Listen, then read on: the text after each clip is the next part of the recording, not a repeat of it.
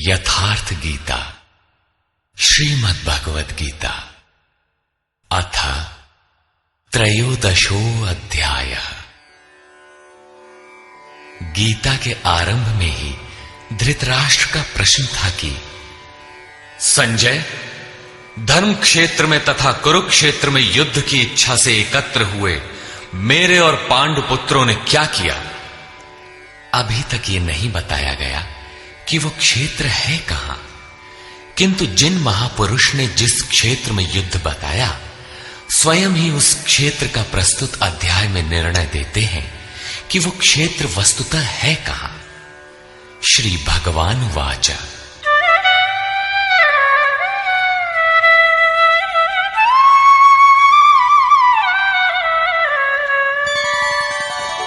इदं शरीरं कौन्तेय क्षेत्रमित्यभिधीयते एतद्यो वेत्ति तं प्राहुः क्षेत्रज्ञ इति तद्विदः।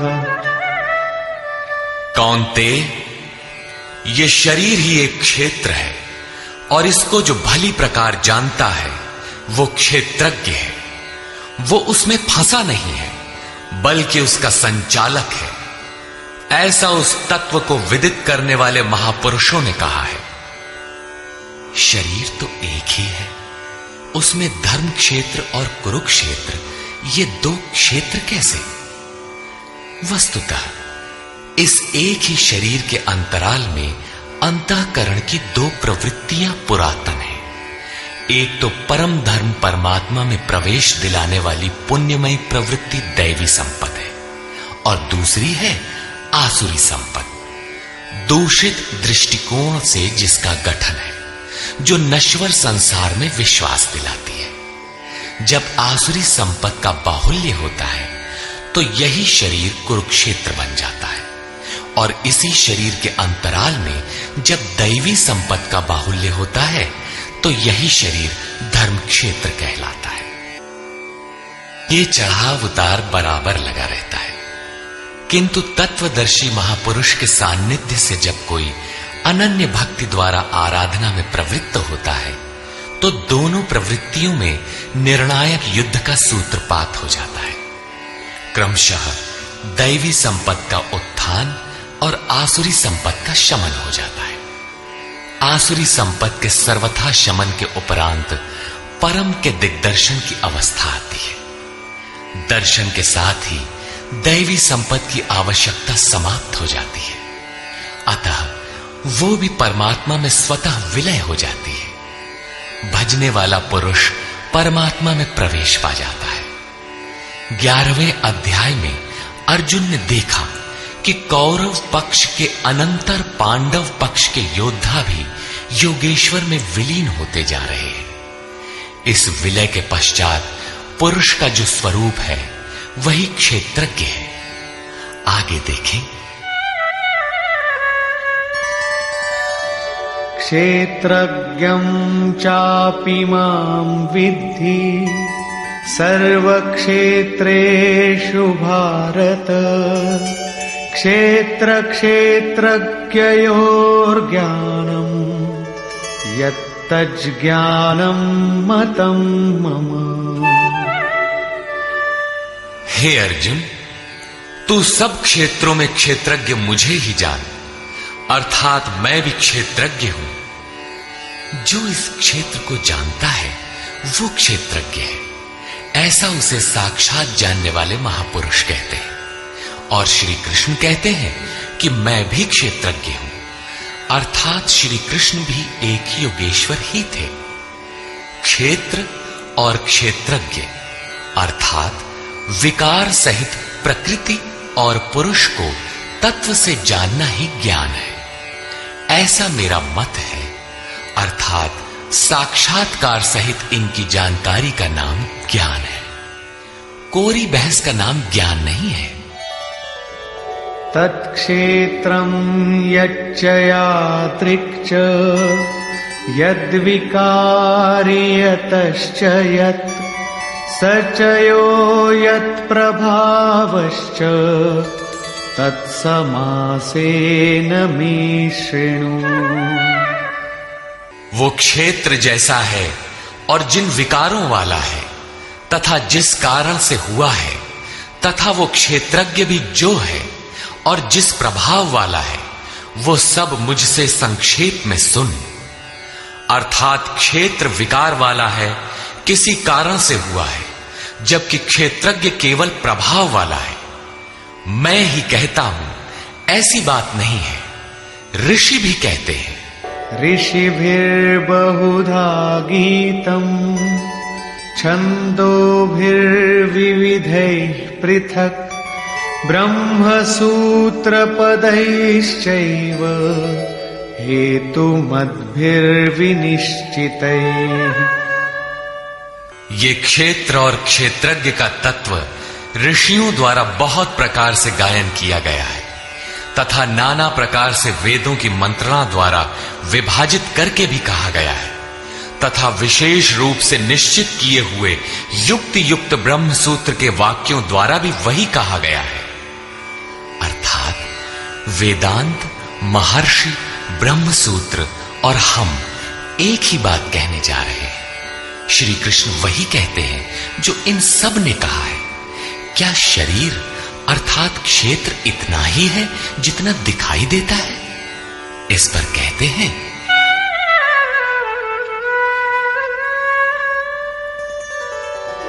महाभूतान्यहंकारो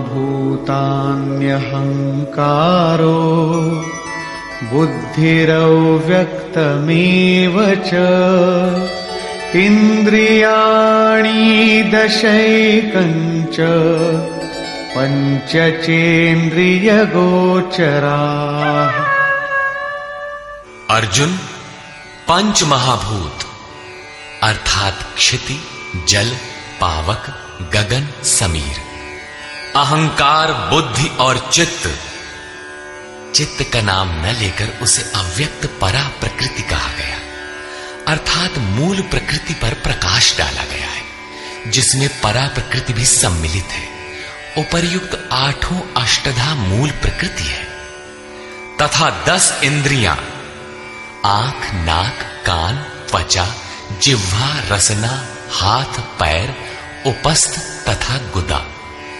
एक मन और 5 इंद्रियों के विषय रूप, रस, गंध, शब्द और स्पर्श तथा इच्छा, द्वेषः, सुखं दुःखं, संघातश्चेतना, धृतिः, एतत् क्षेत्रं समासेन सविकारमुदाहृतम्।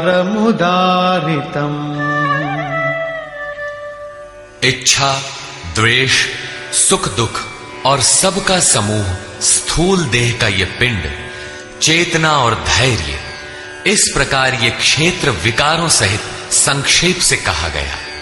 संक्षेप में यही क्षेत्र का स्वरूप है जिसमें बोया हुआ भला और बुरा बीज संस्कारों के रूप में उगता है। शरीर ही क्षेत्र है।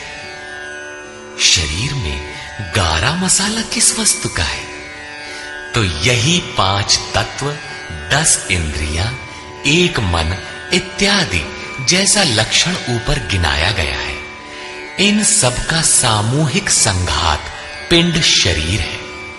जब तक ये विकार रहेंगे तब तक ये पिंड भी विद्यमान रहेंगे, इसलिए कि ये विकारों से बना है।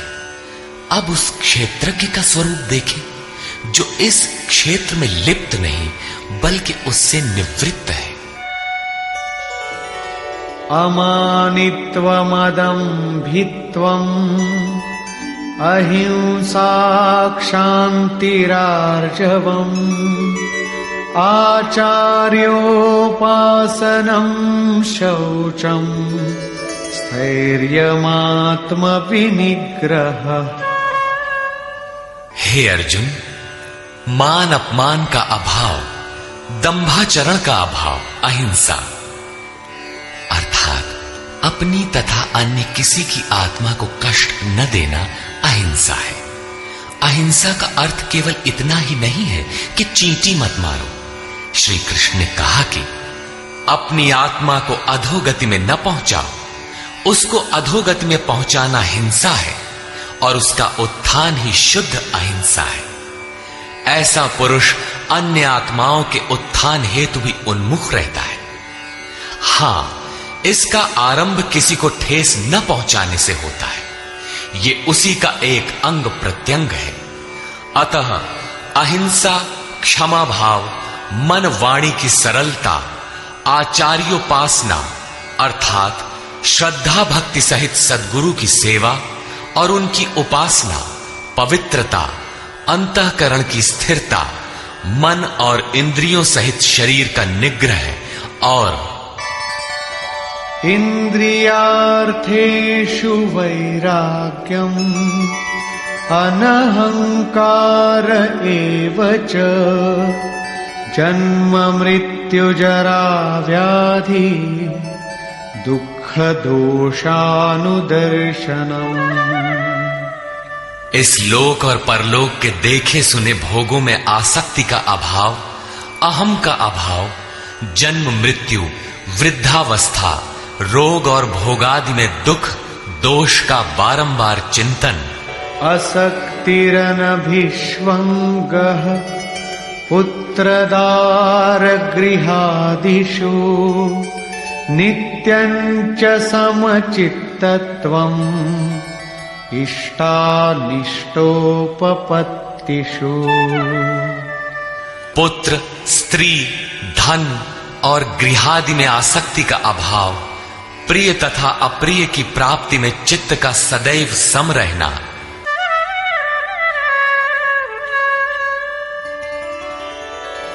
मयि चानन्ययोगेन भक्तिरव्यभिचारिणी विविक्तदेशसेवित्वम् अरतिर्जन संसदी। मुझ में अनन्य योग से, श्री कृष्ण एक योगी थे, अर्थात ऐसे किसी महापुरुष में अनन्य योग अर्थात योग के अतिरिक्त अन्य कुछ भी स्मरण न करते हुए अव्यभिचारिणी भक्ति अर्थात इष्ट के अतिरिक्त किसी चिंतन का न आना, एकांत स्थान का सेवन, मनुष्यों के समूह में रहने की आसक्ति का न होना तथा अध्यात्म ज्ञान नित्यत्वम् तत्त्वज्ञानार्थ दर्शनम् एतज्ज्ञानमिति प्रोक्तम् अज्ञानम् यदतोऽन्यथा। आत्मा के आधिपत्य वाले ज्ञान में एक रस स्थिति और तत्व ज्ञान के अर्थ स्वरूप परमात्मा का साक्षात्कार, ये सब तो ज्ञान है और इससे जो विपरीत है वो सब अज्ञान है। ऐसा कहा गया है। उस परम तत्व परमात्मा के साक्षात्कार के साथ मिलने वाली जानकारी का नाम ज्ञान है। अध्याय 4 में उन्होंने कहा कि यज्ञ की पूर्ति में यज्ञ जिसे शेष छोड़ता है, उस ज्ञानामृत का पान करने वाला सनातन ब्रह्म में प्रवेश पा जाता है। अतः ब्रह्म के साक्षात्कार के साथ मिलने वाली जानकारी ज्ञान है। यहां भी वही कहते हैं कि तत्व स्वरूप परमात्मा के साक्षात्कार का नाम ज्ञान है। इसके विपरीत सब अज्ञान है। अमानित्व इत्यादि उपर्युक्त लक्षण इस ज्ञान के पूरक है। ये प्रश्न पूरा हुआ। ज्ञेयं यत्तत् प्रवक्ष्यामि यज्ज्ञात्वामृतमश्नुते अनादिमत्परं ब्रह्म न सत्तन्नासदुच्यते। अर्जुन, जो जानने योग्य है तथा जिसे जानकर मरण धर्मा मनुष्य अमृत तत्व को प्राप्त होता है, उसे अच्छी प्रकार कहूंगा। वो आदि रहित परम ब्रह्म न सत कहा जाता है और न असत ही कहा जाता है, क्योंकि जब तक वो अलग है तब तक वो सत है और जब मनुष्य उसमें समाहित हो गया तो कौन किससे कहे। एक ही रह जाता है, दूसरे का भान नहीं। ऐसी स्थिति से वो ब्रह्म न सत है न असत है, बल्कि जो स्वयं सहज है वही है। सर्वतः पाणिपादं तत् सर्वतोक्षिशिरोमुखम् सर्वतः श्रुतिमल्लोके सर्वमावृत्य तिष्ठति। वो ब्रह्म सब ओर से हाथ पैर वाला, सब ओर से नेत्र सिर और मुख वाला तथा सब ओर से श्रोत्र वाला है, सुनने वाला है, क्योंकि वो संसार में सबको व्याप्त करके स्थित है।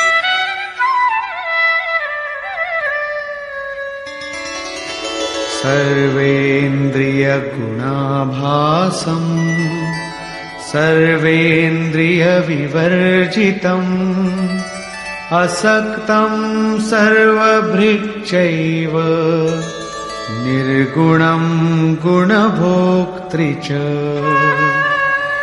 वो संपूर्ण इंद्रियों के विषयों को जानने वाला है, फिर भी सब इंद्रियों से रहित है। वो आसक्ति रहित, गुणों से अतीत होने पर भी सबको धारण और पोषण करने वाला और सभी गुणों को भोगने वाला है, अर्थात एक एक करके सभी गुणों को अपने में लय कर लेता है। जैसा श्री कृष्ण कह आए हैं कि यज्ञ और तपों को भोगने वाला मैं हूं, अंत में संपूर्ण गुण मुझ में विलय हो जाते हैं।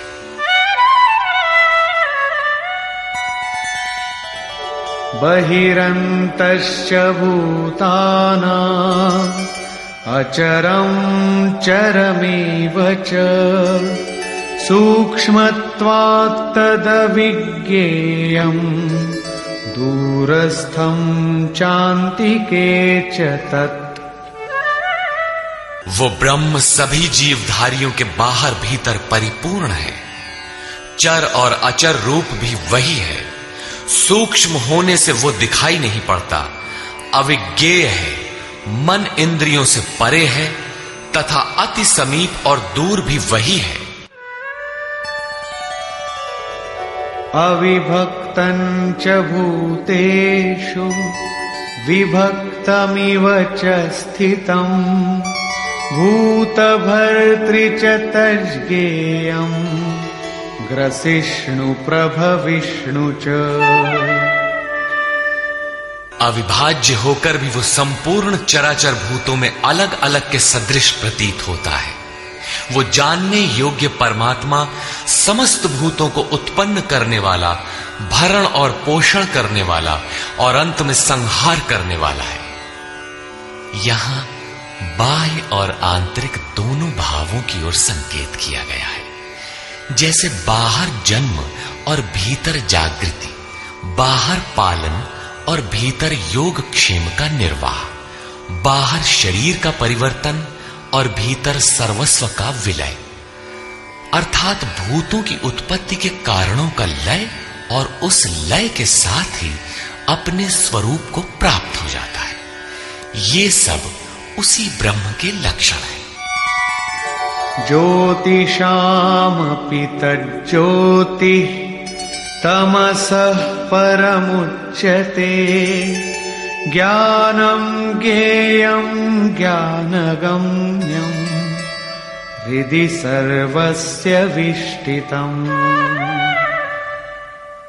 वो ज्ञेय ब्रह्म ज्योतियों का भी ज्योति है, तम से अति परे कहा जाता है। वो पूर्ण ज्ञान स्वरूप है, पूर्ण ज्ञाता है, जानने योग्य है और ज्ञान द्वारा ही प्राप्त होने वाला है। साक्षात्कार के साथ मिलने वाली जानकारी का नाम ज्ञान है। ऐसी जानकारी द्वारा ही उस ब्रह्म का प्राप्त होना संभव है। वो सबके हृदय में स्थित है, उसका निवास स्थान हृदय है, अन्यत्र ढूंढने पर वो नहीं मिलेगा। अतः हृदय में ध्यान तथा योगाचरण द्वारा ही उस ब्रह्म की प्राप्ति का विधान है। इति क्षेत्रं तथा ज्ञानं ज्ञेयं चोक्तं समासतः मद्भक्त एतद्विज्ञाय मद्भावायोपपद्यते। हे अर्जुन, बस इतना ही क्षेत्र ज्ञान तथा जानने योग्य परमात्मा का स्वरूप संक्षेप में कहा गया है। इसे जानकर मेरा भक्त मेरे साक्षात स्वरूप को प्राप्त होता है। अभी तक योगेश्वर श्री कृष्ण ने जिसे क्षेत्र कहा था उसी को प्रकृति, और जिसे क्षेत्रज्ञ कहा था उसी को अब पुरुष शब्द से इंगित करते हैं।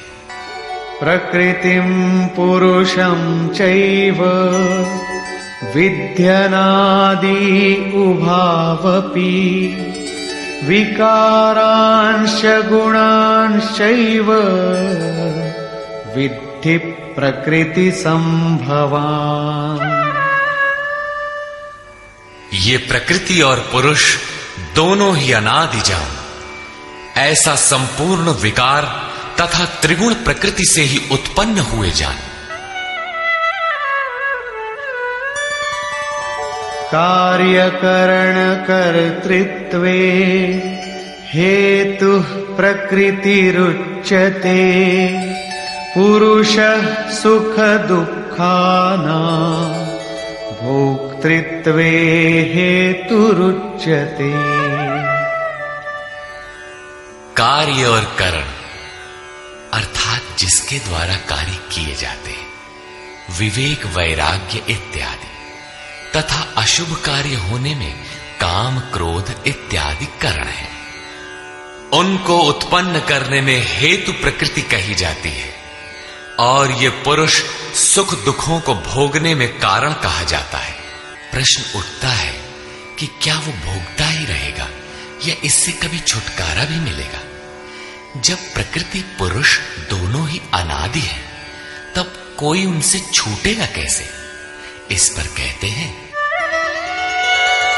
पुरुषः प्रकृतिस्थो हि भुङ्क्ते प्रकृतिजान् गुणान् कारणं गुणसङ्गोऽस्य सदसद्यो निजन्मसु। प्रकृति के बीच में खड़ा होने वाला पुरुष ही प्रकृति से उत्पन्न हुए गुणों के कार्य रूप पदार्थों को भोगता है, और इन गुणों का संग ही इस जीवात्मा के अच्छी तथा बुरी योनियों में जन्म लेने का कारण है। ये कारण अर्थात प्रकृति के गुणों का संग समाप्त होने पर ही जन्म मृत्यु से मुक्ति मिलती है। अब उस पुरुष पर प्रकाश डालते हैं कि वो किस प्रकार प्रकृति में खड़ा है।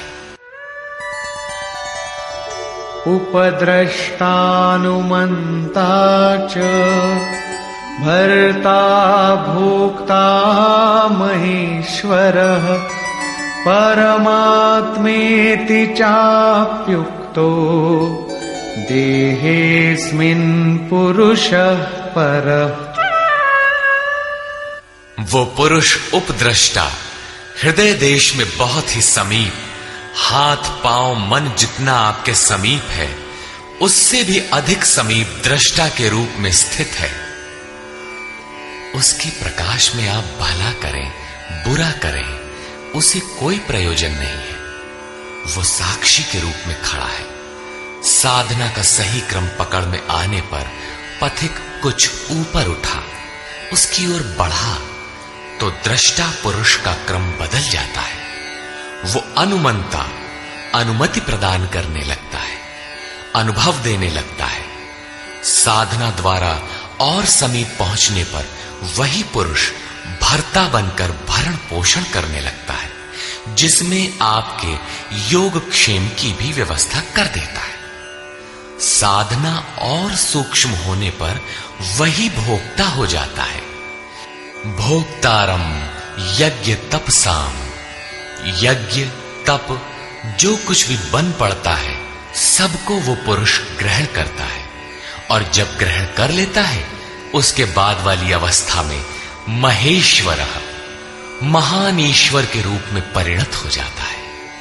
वो प्रकृति का स्वामी बन जाता है, किंतु अभी कहीं प्रकृति जीवित है, तभी उसका मालिक है। इससे भी उन्नत अवस्था में वही पुरुष परमात्मेति चाप्युक्तो, जब परम से संयुक्त हो जाता है तब परमात्मा कहलाता है। इस प्रकार शरीर में रहते हुए भी ये पुरुष अर्थात आत्मा परह ही है, सर्वथा इस प्रकृति से परे ही है। अंतर इतना ही है कि आरंभ में ये दृष्टा के रूप में था, क्रमशः उत्थान होते होते परम का स्पर्श कर परमात्मा के रूप में परिणत हो जाता है। य एवं वेत्ति पुरुषं प्रकृतिं च गुणैः सह सर्वथा वर्तमानोऽपि न स भूयोऽभिजायते। इस प्रकार पुरुष को और गुणों के सहित प्रकृति को जो मनुष्य साक्षात्कार के साथ विदित कर लेता है, वो सब प्रकार से बरतता हुआ भी फिर नहीं जन्मता, अर्थात उसका पुनर्जन्म नहीं होता। यही मुक्ति है। अभी तक योगेश्वर श्री कृष्ण ने ब्रह्म और प्रकृति की प्रत्यक्ष जानकारी के साथ मिलने वाली परम गति अर्थात उसका पुनर्जन्म से निवृत्ति पर प्रकाश डाला, और अब वे उस योग पर बल देते हैं जिसकी प्रक्रिया है आराधना, क्योंकि इस कर्म को कार्य रूप दिए बिना कोई पाता नहीं।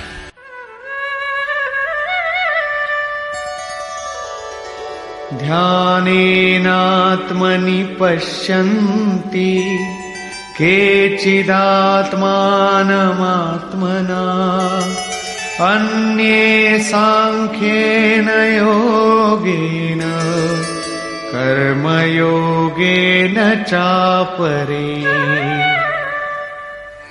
हे अर्जुन, उस आत्मानम परमात्मा को कितने ही मनुष्य तो आत्मना अपने अंतर चिंतन से ध्यान के द्वारा आत्मनि हृदय देश में देखते हैं, कितने ही सांख्य योग के द्वारा अर्थात अपनी शक्ति को समझते हुए उसी कर्म में प्रवृत्त होते हैं, और अन्य बहुत से उसे निष्काम कर्म योग द्वारा देखते हैं, समर्पण के साथ उसी नियत कर्म में प्रवृत्त होते हैं। प्रस्तुत श्लोक में मुख्य साधन है ध्यान। उस ध्यान में प्रवृत्त होने के लिए सांख्य योग और निष्काम कर्म योग दो धाराएं हैं।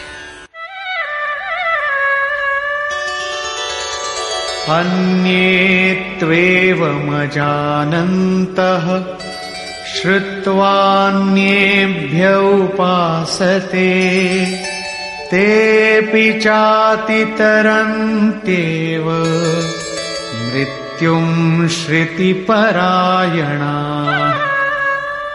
परंतु दूसरे जिनको साधना का ज्ञान नहीं है, वे इस प्रकार न जानते हुए अन्येभ्यः दूसरे जो तत्व के जानने वाले महापुरुष हैं, उनके द्वारा सुनकर ही उपासना करते हैं, और वे सुनने के परायण हुए पुरुष भी मृत्यु रूपी संसार सागर से निसंदेह तर जाते हैं। अतः कुछ भी पार न लगे तो सत्संग करें।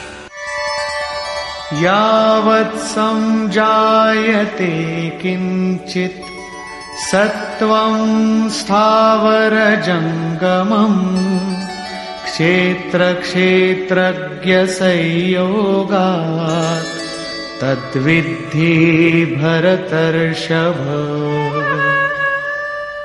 हे अर्जुन, यावन मात्र जो कुछ भी स्थावर जंगम वस्तुएं उत्पन्न होती है, उन संपूर्ण को तू क्षेत्र और क्षेत्रज्ञ के संयोग से ही उत्पन्न हुई जान। प्राप्ति कब होती है, इस पर कहते हैं समं सर्वेषु भूतेषु तिष्ठन्तं परमेश्वरं विनश्यत्स्व विनश्यन्तं यः पश्यति स पश्यति। जो पुरुष विशेष रूप से नष्ट होते हुए चराचर सभी भूतों में नाश रहित परमेश्वर को समभाव से स्थित देखता है, वही यथार्थ देखता है। अर्थात उस प्रकृति के विशेष रूप से नष्ट होने पर ही वो परमात्म स्वरूप है, इससे पहले नहीं। इसी पर पीछे अध्याय 8 में भी कहा था, भूत भावोद्भव करो विसर्गः कर्म संज्ञितः। भूतों के वे भाव जो भले अथवा बुरे कुछ भी संस्कार संरचना करते हैं, उनका मिट जाना ही कर्मों की पराकाष्ठा है।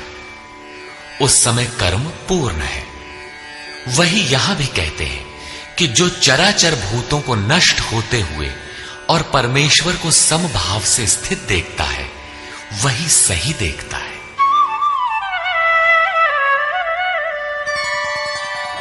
समं पश्यन् हि सर्वत्र समवस्थितमीश्वरम् न हि नस्त्यात्मनात्मानं ततो याति परां गतिम्। क्योंकि वो पुरुष सर्वत्र समभाव से स्थित परमेश्वर को समान अर्थात जैसा है वैसा ही समान देखता हुआ अपने द्वारा स्वयं को नष्ट नहीं करता, क्योंकि जैसा था वैसा उसने देखा, इसलिए वो परम गति को प्राप्त होता है। प्राप्ति वाले पुरुष के लक्षण बताते हैं।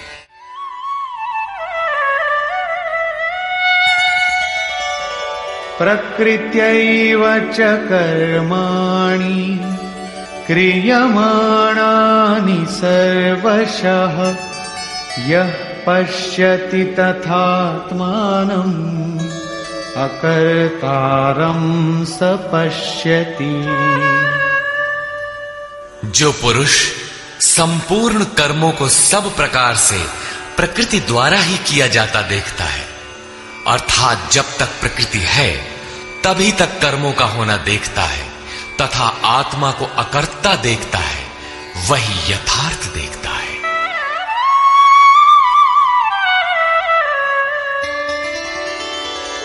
यदा भूत पृथग् भावम् एकस्थमनुपश्यति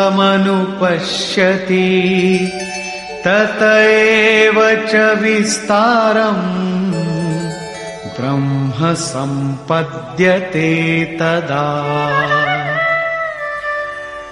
जिस काल में मनुष्य भूतों के न्यारे न्यारे भावों में एक परमात्मा को प्रवाहित स्थित देखता है तथा उस परमात्मा से ही संपूर्ण भूतों का विस्तार देखता है, उस समय वो ब्रह्म को प्राप्त होता है। जिस क्षण ये अवस्था आ गई उसी क्षण वो ब्रह्म को प्राप्त होता है। ये लक्षण भी स्थित प्रज्ञ महापुरुष का ही है।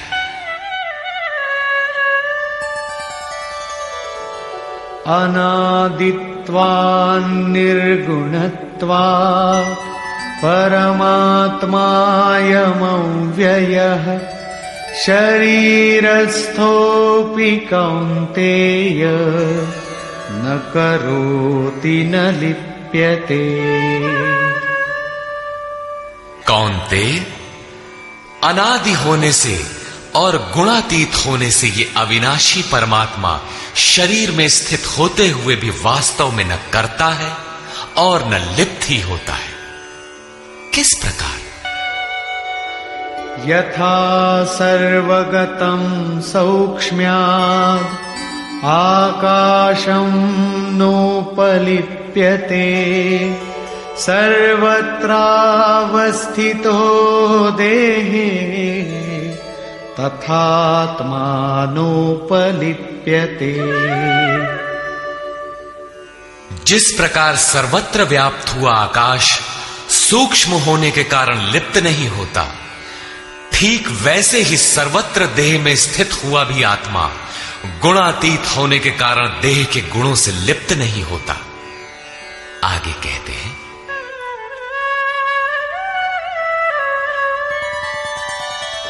यथा प्रकाशयत्येकः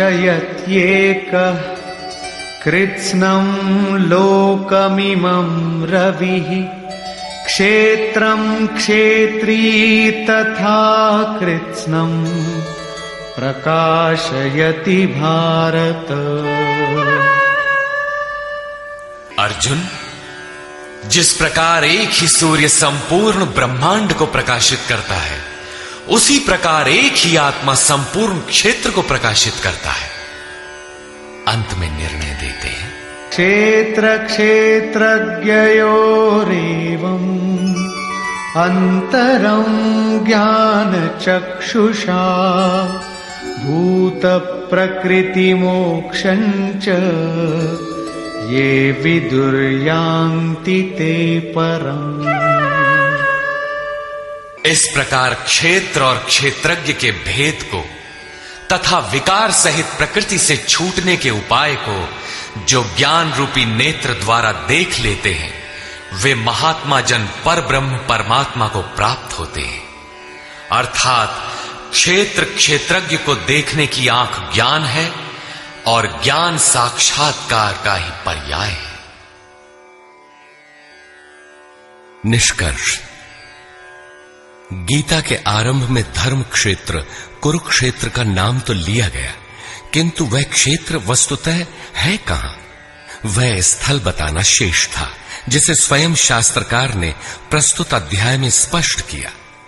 कौन्तेय, यह शरीर ही एक क्षेत्र है। जो इसको जानता है वह क्षेत्रज्ञ है। वह इसमें फंसा नहीं बल्कि निर्लेप है, इसका संचालक है। अर्जुन, संपूर्ण क्षेत्रों में मैं भी क्षेत्रज्ञ हूं। अन्य महापुरुषों से अपनी तुलना की। इससे स्पष्ट है कि श्री कृष्ण भी एक योगी थे, क्योंकि जो जानता है वह क्षेत्रज्ञ है, ऐसा महापुरुषों ने कहा है। मैं भी क्षेत्रज्ञ हूं, अर्थात अन्य महापुरुषों की तरह मैं भी हूं। उन्होंने क्षेत्र जैसा है जिन विकारों वाला है तथा क्षेत्रज्ञ जिन प्रभावों वाला है उस पर प्रकाश डाला। मैं ही कहता हूं ऐसी बात नहीं है, महर्षियों ने भी यही कहा है। वेद के छंदों में भी उसी को विभाजित करके दर्शाया गया है। ब्रह्म सूत्र में भी वही मिलता है। शरीर अर्थात जो क्षेत्र है, क्या इतना ही है जितना दिखाई देता है? इसके होने के पीछे जिनका बहुत बड़ा हाथ है, उन्हें गिनाते हुए बताया कि अष्टधा मूल प्रकृति, अव्यक्त प्रकृति, 10 इंद्रियां और मन, इंद्रियों के 5 विषय, आशा, तृष्णा और वासना, इस प्रकार इन विकारों का सामूहिक मिश्रण यह शरीर है। जब तक ये रहेंगे तब तक शरीर किसी न किसी रूप में रहेगा ही। यही क्षेत्र है जिसमें बोया भला बुरा बीज संस्कार रूप में उगता है। जो इसका पार पा लेता है वह क्षेत्रज्ञ है। क्षेत्रज्ञ का स्वरूप बताते हुए उन्होंने ईश्वरीय गुणधर्मों पर प्रकाश डाला और कहा कि क्षेत्रज्ञ इस क्षेत्र का प्रकाशक है। उन्होंने बताया कि साधना के पूर्ति काल में परम तत्व परमात्मा का प्रत्यक्ष दर्शन ही ज्ञान है। ज्ञान का अर्थ है साक्षात्कार। इसके अतिरिक्त जो कुछ भी है अज्ञान है। जानने योग्य वस्तु है परात्पर ब्रह्म। वह न सत है न असत, इन दोनों से परे है। उसे जानने के लिए लोग हृदय में ध्यान करते हैं, बाहर मूर्ति रखकर नहीं। बहुत से लोग सांख्य माध्यम से ध्यान करते हैं, तो शेष निष्काम कर्म योग, समर्पण के साथ उसकी प्राप्ति के लिए उसी निर्धारित कर्म आराधना का आचरण करते हैं। जो उसकी विधि नहीं जानते, वे तत्व स्थित महापुरुष के द्वारा सुनकर आचरण करते हैं। वे भी परम कल्याण को प्राप्त हो जाते हैं। अतः कुछ भी समझ में ना आए तो उसके ज्ञाता महापुरुष का सत्संग आवश्यक है। स्थित प्रज्ञ महापुरुष के लक्षण बताते हुए योगेश्वर श्री कृष्ण ने कहा कि जैसे आकाश सर्वत्र सम रहता हुआ भी निर्लेप है, जैसे सूर्य सर्वत्र प्रकाश करते हुए भी निर्लेप है, ठीक इसी प्रकार स्थित प्रज्ञ पुरुष सर्वत्र सम ईश्वर को जैसा है वैसा ही देखने की क्षमता वाला पुरुष क्षेत्र से अथवा प्रकृति से सर्वथा निर्लेप है। अंत में उन्होंने निर्णय दिया कि क्षेत्र और क्षेत्रज्ञ की जानकारी ज्ञान रूपी नेत्रों द्वारा ही संभव है। ज्ञान, जैसा कि पीछे बताया गया, उस परमात्मा के प्रत्यक्ष दर्शन के साथ मिलने वाली जानकारी है। शास्त्रों को बहुत रटकर दोहराना ज्ञान नहीं, बल्कि अध्ययन तथा महापुरुष को उस कर्म को समझकर उस कर्म पर चलकर मन सहित इंद्रियों के निरोध और उस निरोध के भी विलय काल में परम तत्व को देखने के साथ जो अनुभूति होती है, उसी अनुभूति का नाम ज्ञान है। क्रिया आवश्यक है। इस अध्याय में मुख्यतः क्षेत्रज्ञ का विस्तार से वर्णन किया गया।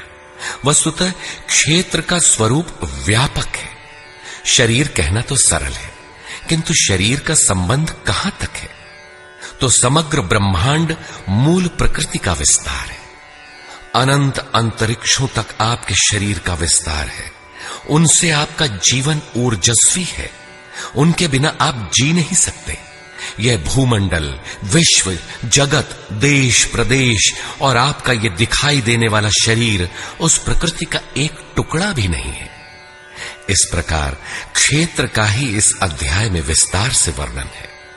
अतः ओम तत्सदिति श्रीमद्भगवद गीता सूपनिषत्सु ब्रह्म विद्यायाम योग शास्त्रे श्री कृष्णार्जुन संवादे क्षेत्र क्षेत्रज्ञ विभाग योगो नाम त्रयोदशोऽध्यायः। इस प्रकार स्वामी अड़गड़ानंद कृत श्रीमद् भगवद गीता के भाष्य यथार्थ गीता का 13वां अध्याय पूर्ण होता है। हरि ओम तत्सत।